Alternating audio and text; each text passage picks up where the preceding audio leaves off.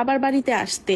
আমি যাই না, আমি বলি এখন যাব না, আরো কয়েকদিন পরে যাব। 9 দিন পার হওয়ার পরেও আমি বাচ্চাদের কোনো নাম রাখি নাই। মনে করছি শ্বশুর বাড়ির লোকেরা আসলে তখন নাম রাখবো, কিন্তু কেউ আসে নাই। পরে একটা চাচা, উনি মৌলবি এনে আমার বাচ্চাদের নাম রেখে দেয়, কোনো আয়োজন অনুষ্ঠান ছাড়া। আমার বাপের বাড়িতে সবাই ছিছি করে, বলে বাচ্চা হয়েছে এত বছর পর, অথচ কেউ দেখতে আসে না। আমার বাপের বাড়িতে আমার মূল্যায়ন একদম কমে যায়। আমাকে তেমন কেউ সাহায্য করতো না। বাচ্চাদের কাঁথা, জামা কাপড় সবকিছু আমিই ধুইতাম। মাও কেমন যেন অবহেলা করতো। আমার বাচ্চাদের কেউ একজোড়া কাপড় পর্যন্ত কিনে দেয়নি।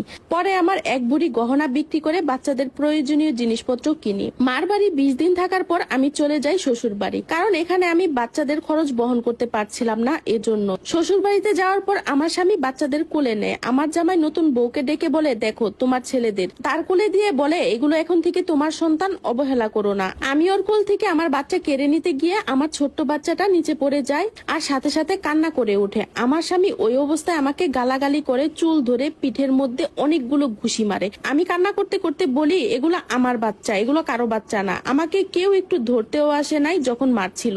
মানুষ কতটা অমানুষের রূপ নেয় তা আমার স্বামীকে না দেখলে বুঝতাম না। তারপর ওরা চলে যায় আমার রুম থেকে। আমি আমার বাচ্চাদের নিয়ে অনেক কান্না করি আর বলি, তোদের মা আছে, আমি মরি নাই, তোদের আমি ভালোবাসি। অনেক দিন পর আমার স্বামী যখন আমার রুমে আসে, তখন আমি বলি, আমার ছেলেদের আকিকা করাবে না? উনি তখন বলে, এখন টাকা নাই, পরে করাবো, ওদের মুসলমানের সময়। তারপর বাচ্চাদের আদর করতে করতে আমার দিকে তাকিয়ে বলে, কেমন বুড়া হয়ে গেছো, তোমার দিকে তাকাতেও ঘৃণা লাগে, পেটটা কত বড় হয়ে গেছে, কেমন যেন আমার নানি নানি